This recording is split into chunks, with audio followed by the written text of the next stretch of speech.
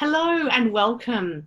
Marita from Sing, Move, Drum, Groove and Your Creative Voice. And I'm joined today by Sian Chambers Valance, and she's from Artistic Revolutions and Building Better Brains Australia. I'm so thrilled to have Sian with me today. Hello, Sian. As by way of introduction, Hello. I'd just love to say before you start, what an amazing, inspiring person you are. From first when I met you 20 years ago to your Took a long journey time. of, I couldn't think of a better person to talk about creativity because I'm so passionate about it from another perspective. And the work that you do with kids, parents, teachers is really fresh and cutting edge, if you want, a word. I think it's and so needed right now. So I'm just really interested in what you have to say today, and welcome. Thank you. I'm Yeah. very excited to be here. Thanks for having me. Thank you so much. I'd love to know about your journey and about how you are in this place right now of doing the work that you're doing. Yes, well, it's quite a journey. I'll try not to go on too much, but it goes way back, obviously, No. as all journeys do, go way back to the beginning. But I think my relationship with creativity started at a very, very young age. In my family, I'm the oldest of three children, and but the second child, my brother that was born, was profoundly disabled, and it was our family's life really revolved around him. We very much, lived family life on a knife edge all the time, never knowing whether he would kind of make it that day, or constant trips to hospital, and as my mum would say, living life on the starting blocks all the time. So in terms of a brain, nervous system, scientific perspective, that's like in this constant kind of sympathetic nervous system, flight or fight mode, this high level of arousal all the time.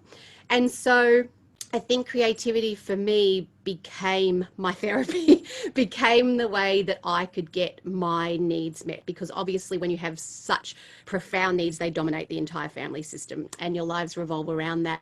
And I think that me finding my creative voice, it started off being singing. My mum used to sing to us. That was, and it's interesting because in talking to her in recent years, she said that was kind of the only thing I could do when my brother had to be in her arms most of the time. The only way she could kind of connect to us and let us know she was there was by singing. So she would do that. Yeah. And it makes me teary too. So she would do that by growing up when we were younger, because it was my younger sister as well that was born 2 years after that. But my dad was also a singer, guitarist, a pianist and songwriter, and so he was often writing as well, and some of our family group, some of the family friends were in Warrandyte through Steiner Education. It was part of this kind of big community of artists and intellectuals and environmentalists and people my memories of that time was like once a week, Saturday nights, we'd all come together, have these big dinners, and the kids would be sitting under the table making cubbies and listening to these progressives, I guess, all of these conversations happening around us, with, about how we make a better world and the changes that are made, and the creative process of that. I see progression as a creative process. I see business as a creative process. I see, creativity is just the act, I think, of not seeing the barriers or of not thinking inside the box. That's that in itself. Yeah. Not thinking inside the box. Yeah. And how often do we put ourselves or put each other in boxes? Yeah. That is huge. Yeah, well, it's interesting. So the basis of my work, I haven't got to this bit in the story, but the basis of my work as a therapist, which is currently my work, is actually as a person-centered, child-centered therapist. So my whole basis of my work is whatever label they happen to come in with to give them the funding to work with me, my job is to get them out of the box, right? So yeah, so it's like just seeing the human being for what it is that they need, for what support they need, how I can find a way in through play and creativity to provide safety, to provide connection, to help them then start to practice what it is to have this co-regulation, and this relationship, and start to be able to have the confidence to find their voice and express themselves. So what I do now is an outcome of my life's journey and my life's work.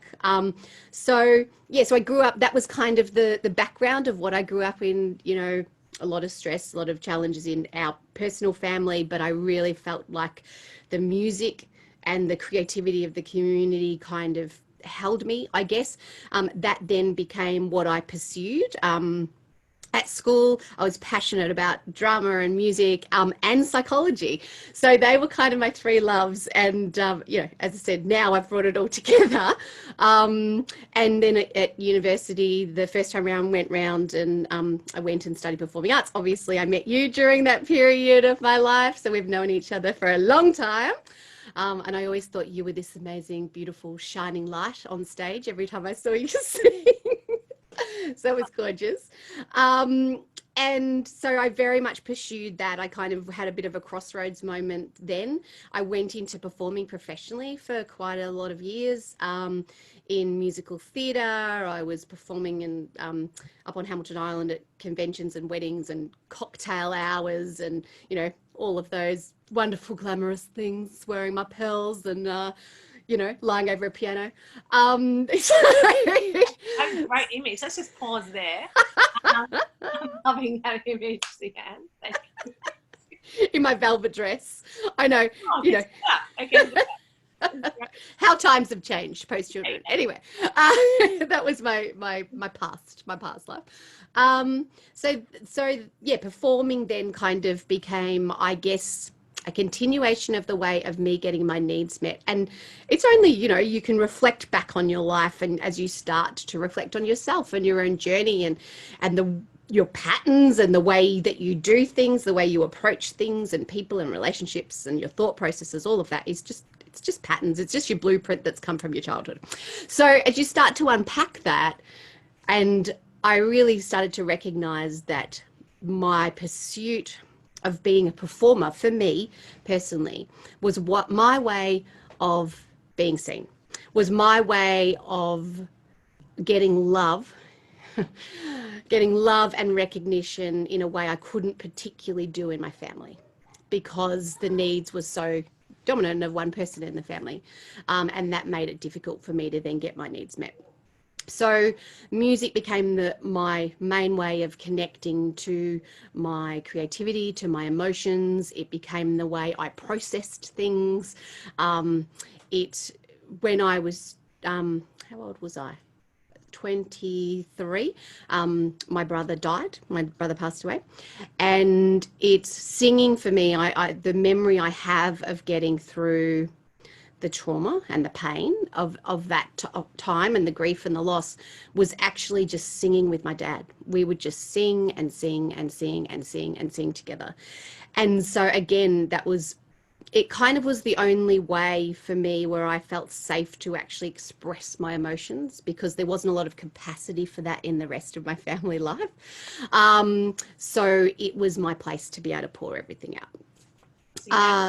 Can I just pause there? I just feel like sharing that depth of your spirit is so beautiful and must be just so affirming for so many families going through really, really difficult times and not knowing the future's going to hold for that child. It's really, really beautiful, and it just shows to me another part of the power of music, the creative aspect that is healing. Absolutely. Absolutely healing. And it's interesting because as my life progressed and kind of I started to learn more about psychology and science of a lot of these things, music and breath and humming and vocalizations and meditation, mindfulness started to come up again and again and again and again in the literature. And I'm like, hang on, this is like what I've been doing my whole life. So again, I feel like from a nervous system point of view, from a mental health point of view, it saved me. I absolutely feel that in now knowing the science of it, which I'll talk about, today. But looking back on that, yeah, it definitely helped me stay as regulated as I possibly could, I think, with dealing with those constant states. Yeah. Yeah, that's really amazing. Just on that point, some people have access to that. Some people don't, or some people may not have a gateway to that. What would you say about that? Like how are you different to those people, or how, was it because it was in your family and there was a I think so.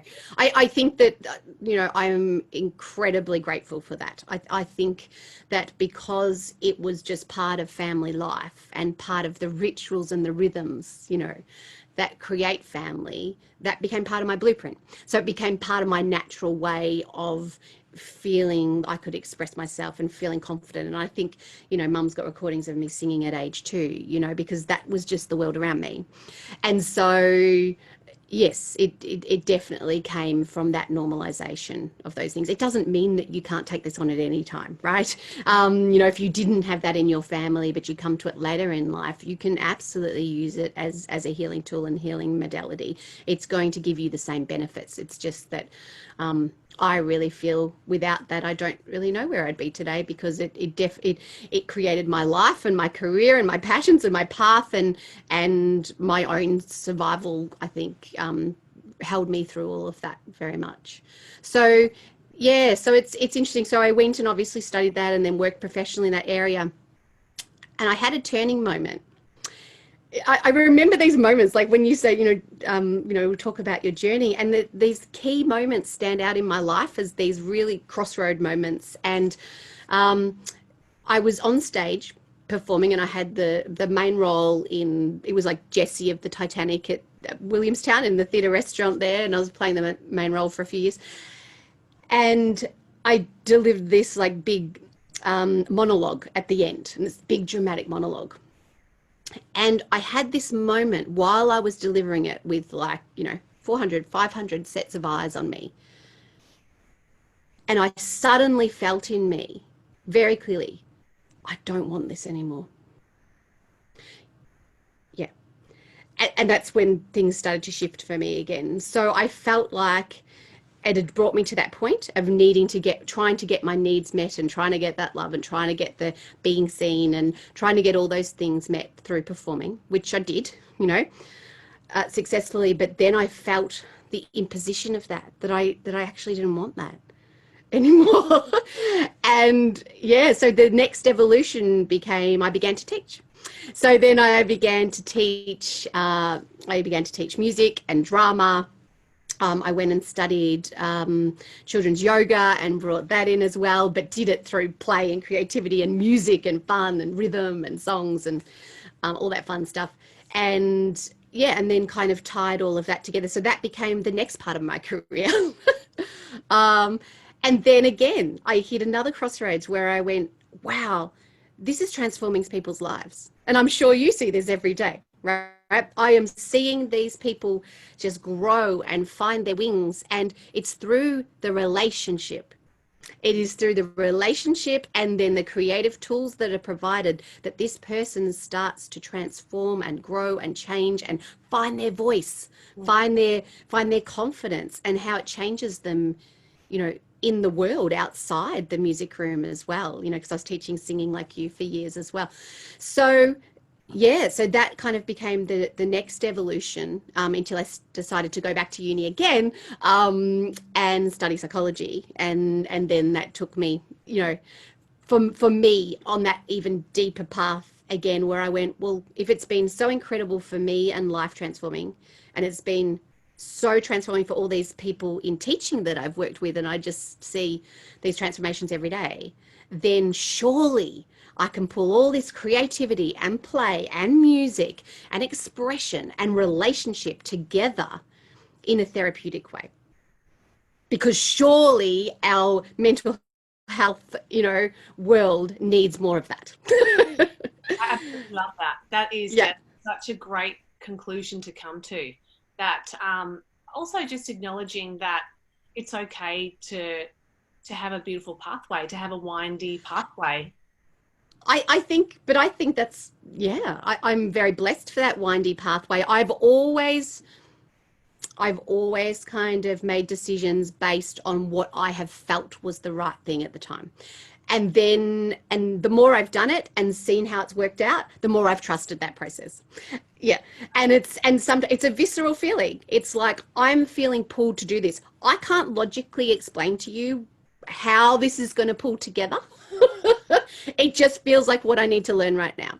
Yeah. And, I'm a constant advocate for learning, and I am a lifelong learner. And I don't think there's been a time in the last 20 years where I wasn't studying something, because I'm constantly hungry for new knowledge. And so I have a huge toolbox now of all of these things to pull from and bring together. And that's allowed me to get to the point of where people actually want me to be a consultant, and people want me to speak on these things and pull together all of this, because I think I might see it from a slightly different angle than others. A lot of mental health professionals come straight out of that system, whereas I've kind of, yes, lived this windy life and a lot of those personal experiences, and then all of the training and knowledge to pull it all together. So I just look at it from a slightly different point of view, I think.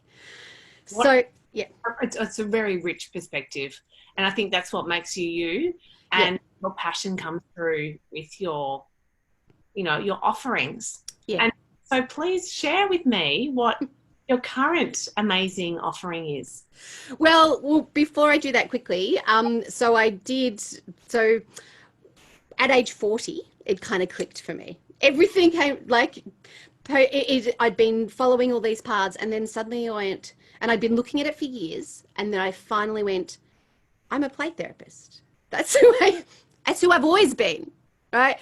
But then to put that umbrella over the top of then all the work I'd done, all my life experience, and to pursue that, and to be able to then set up private practice and become a consultant. And I'm a trainer for Play Therapy Australia. So I teach mental health professionals about, my topic is interpersonal neurobiology and the power of play. So it's basically about the brain, our nervous system, our mirror neuron systems, how we regulate and co-regulate each other as social animals and human beings, how we can actually practice these skills to become really good at them, and how play literally rewires the brain and builds these healthy neural connections in the brain and helps us build healthier relationships, like pro-social relationships, communication, confidence, self-esteem, resilience. They're all outcomes, right? They're outcome behaviors of a healthy neural network in the brain. So yeah, it's all about that. So that's the basis of the work that I do now. I do a lot of work with schools, created a program called Trauma Smart Schools, and we get some government funding to go in and actually teach teachers and teach the schools and get them to work more in a child-centered way, understanding brain and behavior. Behavior is a symptom, and also the effect of trauma on all these things and what they might be seeing, and how to build these calmer, more regulated classrooms using lots and lots of whole brain techniques. So yeah, I love it. My work is very diverse, but in terms of we have so many offerings we've developed for people to be able to learn more, to support people on a daily basis. We actually have a Facebook group that we've created, and I think you'll put the links in the bottom below, so if anyone's interested they can follow those. But that one is on Facebook, and it's the support and resources for parents and educators. It's the Building Better Brains one. So if you go to the Building Better Brains page, you'll see all the links there anyway, and you can come and be a part of that group. It's parents, educators, mental health professionals. I've put together a free free self-care series there, which is a series of videos and a manual you can download with all these self-care practices, and talking about understanding our brain and nervous system, different little things, micro moments of calm to help us build these healthy brains that we can do every day. I've also created a Calm Kids Brain series. So it's a series of videos and of a manual that you can download that gives you lots of ideas in working with your children, and helping them actually increase their ability to regulate in their behaviours as well. And so it's a really great supportive group. We have everyone's kind of there because we believe in growing healthier brains in the next generation, building these healthy brains, and in all learning together and growing together and supporting each other. So yeah, that's one thing. There's a lot of, if you hop onto the Building Better Brains website, you can sign up to, there's a number of different free instructional series on there as well. There's a spotlight series where I do this series of videos, again, talking about different parts of the brain, different techniques, different things that you can try. There's blogs on the website as well. And then we've also got courses. So we've got free like little mini courses to give you a bit of a taste in various techniques and things. And then a couple of weeks ago, we launched the first fully online course, which is a self-paced one, and that's called Unlocking the Secrets of Brain and Behavior. And that's taken a long time to create and put out there in the world, and it's gone really, really well. Like I was like, oh, I hope I sell one, just to, you know, and it's been fantastic. So that's, you know, I feel a bit calmer about that now. So that's been just an exciting process to be able to put that baby out in the world and support more people, because I was finding there's only so many people I can work with individually, you know, for my own energy wise, and just capacity with everything else that I'm juggling. And so I felt like if I can start to put what I actually do in my individual sessions with clients into an online format and into these programs, then more and more people can benefit. It's more cost effective for them. It's cheaper for them to do it that way. And they're getting the same information that I'd be working with parents in sessions. So yeah, and there's actually, I think you've got links to those options and those courses below as well. And for anyone listening today, we're offering a 20% discount off that course too. So yay! Yeah, so there's a discount code there that people can put in if they're interested. That is amazing. Yeah. Like all of that is just huge, and really, I think such a service to parents. What parent, you know, doesn't need extra help with regulating their children? And I think, as you'll agree, it starts with yourself. So if you're working on investigating different techniques and tools, that is what we have to do. It doesn't end. Children don't all of a sudden become good. Well, it's not even, our children's brains don't finish developing till they're 30. So as I say to parents all the time, we have a long road of parenting ahead of us. So that means if we're not prioritizing our own self-care, healing of our own wounds from our past, and kind of starting to look at those and take responsibility and practice self-compassion around those, increasing our own regulation, and practicing these tools, we can't be this anchor that our children need us to be to grow their healthy brains and nervous systems. So yeah, unfortunately, it's a lot of pressure, but it all starts with us. And when I'm working with families, I work with generally when I'm working with families, I'll be working with the parents and the child, and that's where you see the massive shifts occur, because you're actually supporting the whole system. As a creative and practitioner, do you have any self-care tips that you take on board, either as a parent, or I'd love to hear your insight into maybe even creative self-care, how it nurtures your creativity? Yep. So there's a number of things that I have to do that are my oxygen. Otherwise, I literally could not be constantly pouring out and, holding other people's spaces as much as I have to do. So I start the day, particularly on my work days, with self-compassion meditation. There's a lot of research that's been done on the power of consciously practicing self-compassion, to balance out our stress responses, our shame responses, our past of trauma, and really cultivating this sense of empathy and compassion for wherever we're at, that day, and that acceptance of where that's at. The more we can do that for ourselves, the more we grow the capacity to do that for our children, and for other, the world, in a sense. But again, it starts with anchoring ourselves. So that is the start of my day. I then do an activity called the 5 Things Mindfulness, which is kind of like an anchoring containment mindfulness check-in activity. I use it a lot with my clients, and they report it's really easy. They love it because it's quick and it's easy to use, and it helps them to feel, bring them back to themselves when they're starting to escalate or feel anxious and overwhelmed. And it's basically just looking around without judgment, looking around your space and listing these things off with your senses. So it might be, I can see a door, I can see a light, I can see you. And then, is there anything that I can hear right now?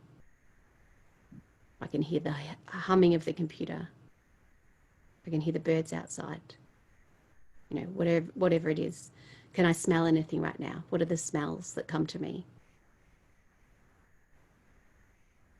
Can I feel anything right now? Well, I can feel my feet on the floor. I can feel myself sitting, supported by the chair, held by the chair. And then I'd turn in and go, and what's my body telling me about where I'm at today? Because the foundation of emotional intelligence is our body felt sense. And in our society, so many people, including I used to be in this category, worked hard not to be, are so disconnected from the head down, so cerebral, but the foundation of emotional intelligence is this ability to be able to feel the language of our body. That's our first sign that something's going on.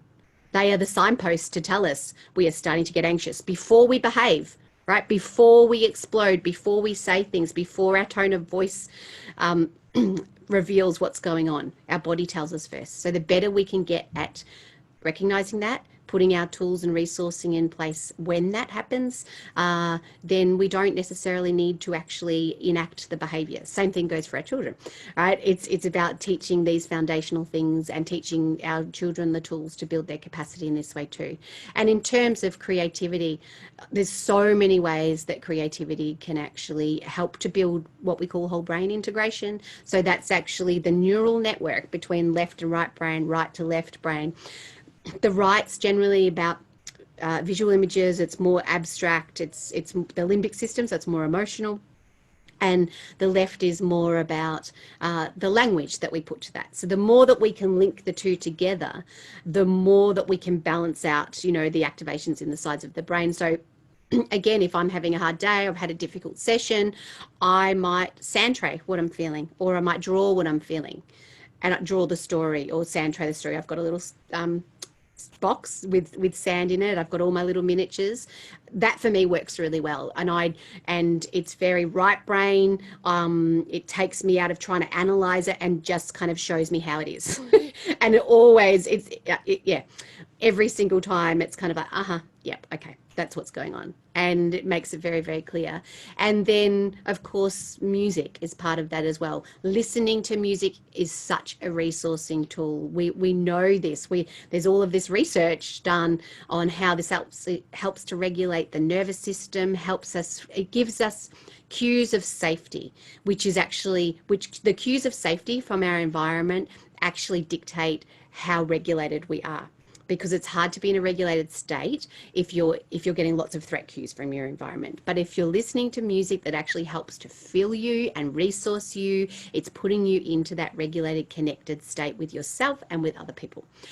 So it's really, really powerful. Like, I've done a lot of therapeutic music work with dementia clients, used to run a lot of groups in nursing homes, and we do a lot of rhythmic regulation through drumming, which is all about resourcing the nervous system and the lower parts of the brain, and a lot of singing and humming and a lot of brain integration work as well. So yeah, And then my own singing, I have recently restarted, reconnected, and reached out to you and basically said to you, I need some resourcing for me. And I know the way to do that is through my voice, but because I'm used to doing so much of the holding, I need someone to kind of hold me creatively through that experience. And so that's just been so wonderful to restart that process with you as well.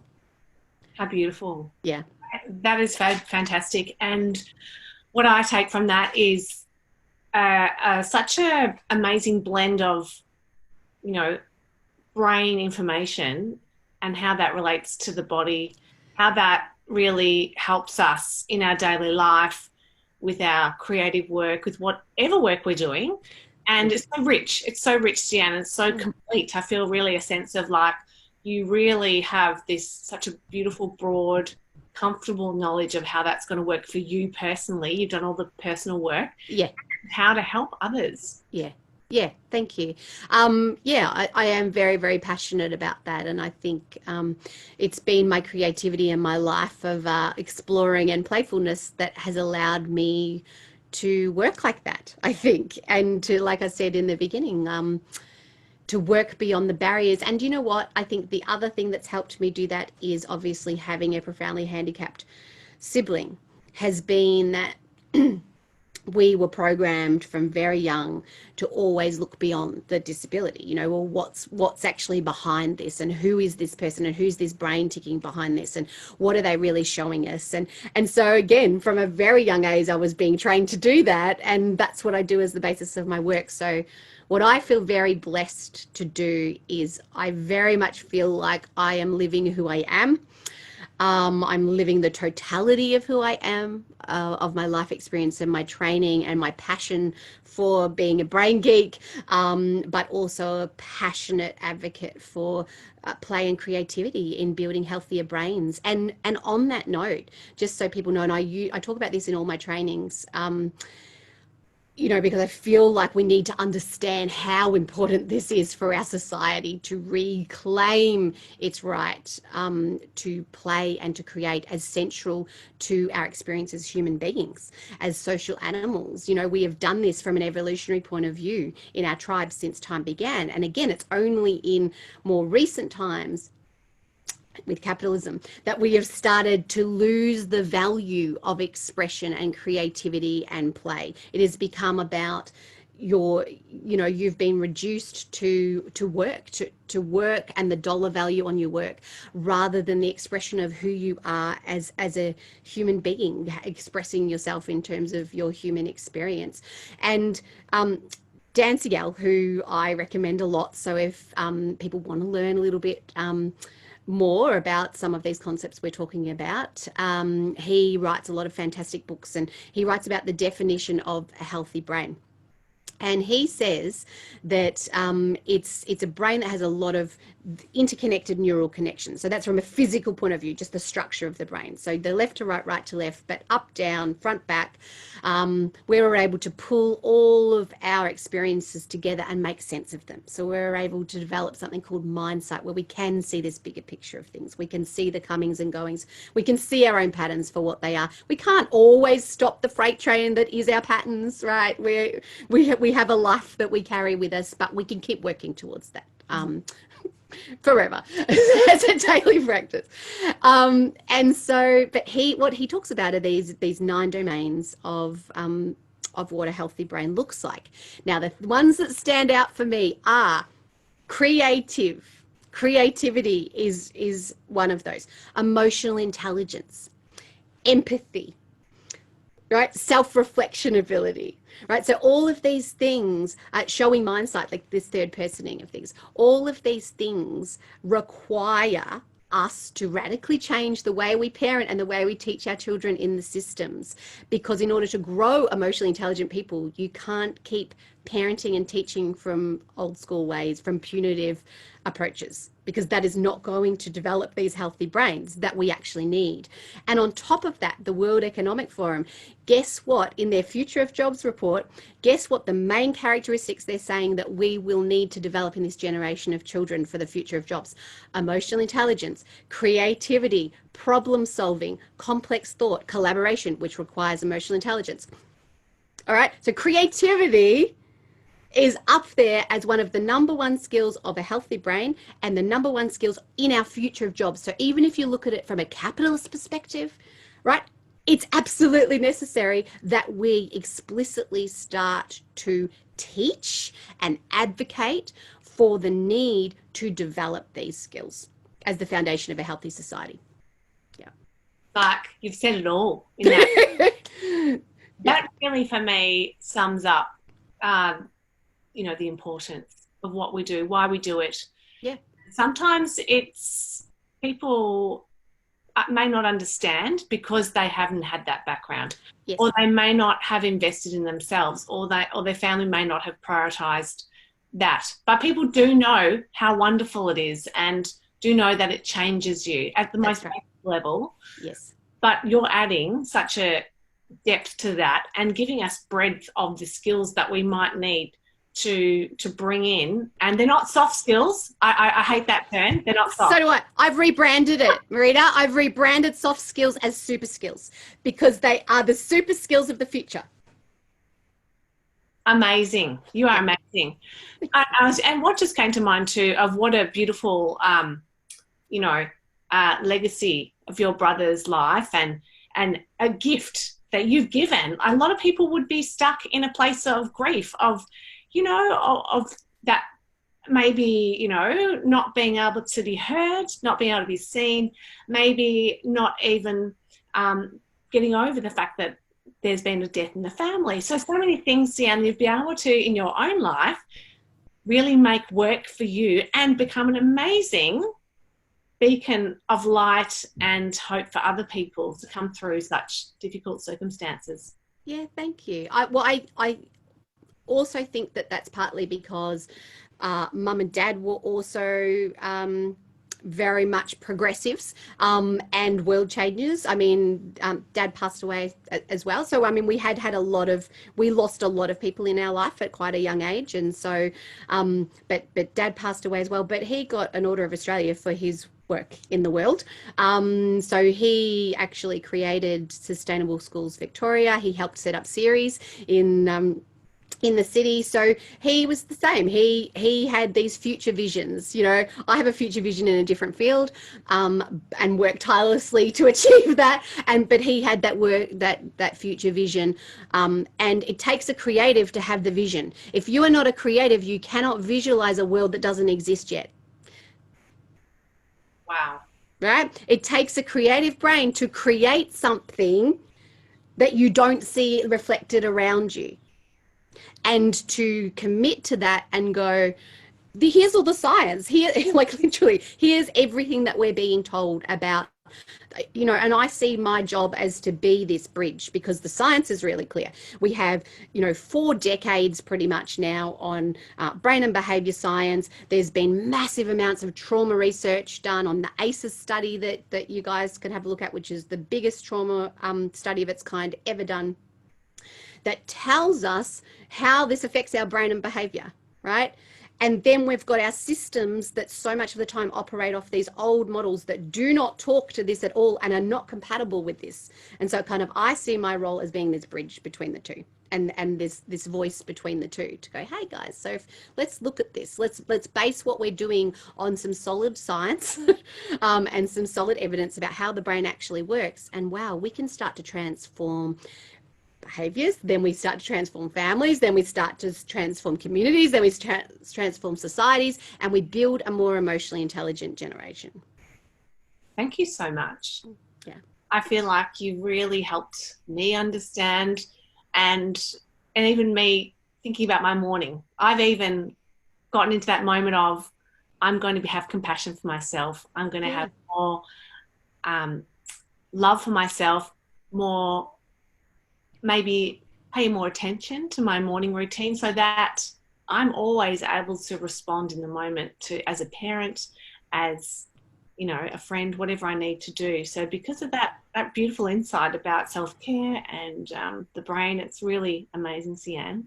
Thank you. Thank you. And I would say, don't give yourself the flagellation of always, because that's not realistic. We don't work in perfectionist models because they're very unhealthy.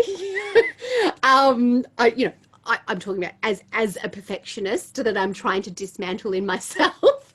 That's why we need this real self-compassion and an opportunity to just say, well, this is enough. I am enough. Right now, I am enough. I will continue to grow. I will continue to unfurl. But right now, I am enough in this world.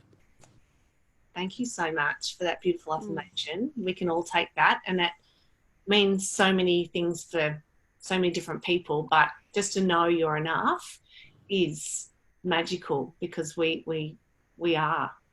So Yeah, well, absolutely, because so much of our productivity is driven by the anxiety that we're not enough.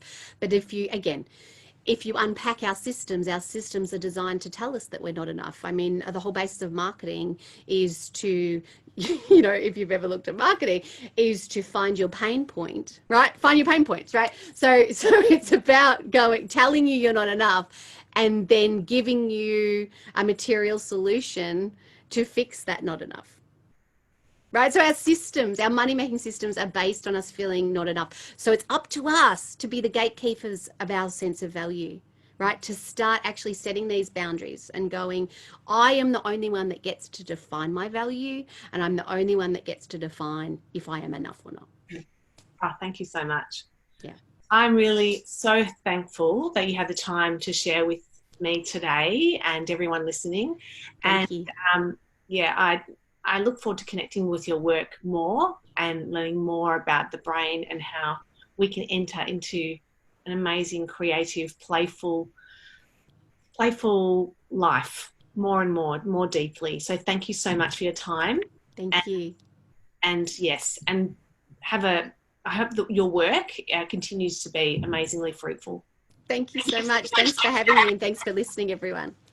Thanks so much, Sian. Bye. Thanks so much.